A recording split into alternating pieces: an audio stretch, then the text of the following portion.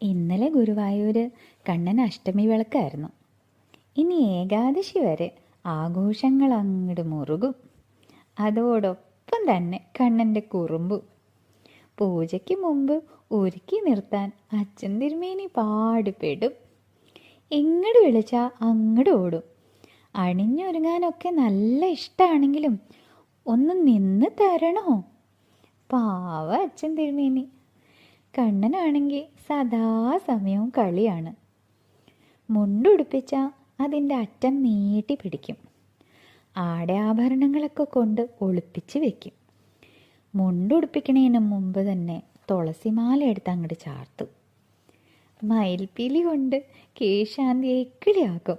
ഇതൊക്കെ കണ്ണൻ്റെ കുറുമ്പിൽ പെടും.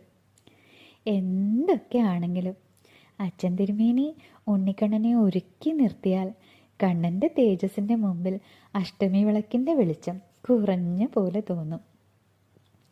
കണ്ണൻ്റെ സ്വർണ്ണത്തിടമ്പ് ആനപ്പുറത്ത് ഏറുമ്പോൾ കുഞ്ഞു കണ്ണൻ ആനയുടെ തുമ്പിക്കൈയിൽ ചവിട്ടി കയറും. ആഹാ, എന്ത് ഭംഗിയുള്ള കാഴ്ചയത്! ഗോവിന്ദ ഗോവിന്ദ എന്നറിയാതെ വിളിച്ചു പോകും. ആ ശീവേലിക്ക് സാക്ഷ്യം വഹിക്കാൻ കഴിയണത് തന്നെ മഹാഭാഗ്യമാണ്. ആ സമയം കണ്ണനെ കാണാൻ ആരും ഒന്ന് പാടിപ്പോവും.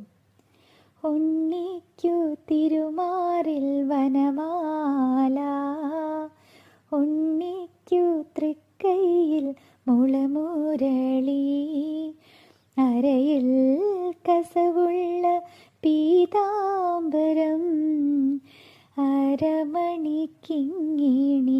അരഞ്ഞാണം, ഉണ്ണിക്കു കണങ്കാലിൽ പാദസ്വരം, ഉണ്ണിക്കു പൂമേൽ ഹരിചന്ദനം, വിരലിൽ പത്തിലും പൊന്മോതിരം, തരിവള മണിവള വൈഡൂര്യം.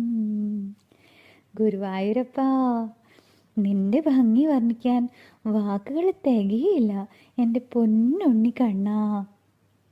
നിന്റെ സൗന്ദര്യത്തിൽ ഭക്തർ അവരുടെ എല്ലാ ദുഃഖവും മറന്നു പോകുന്നു. പൊന്നു ഗുരുവായൂരപ്പാ, എന്നും നിന്റെ നാമം ചൊല്ലി നിന്റെ സൗന്ദര്യം വർണ്ണിച്ചും ഈ ജീവിതം പൂർണ്ണമാകണേ കണ്ണാ.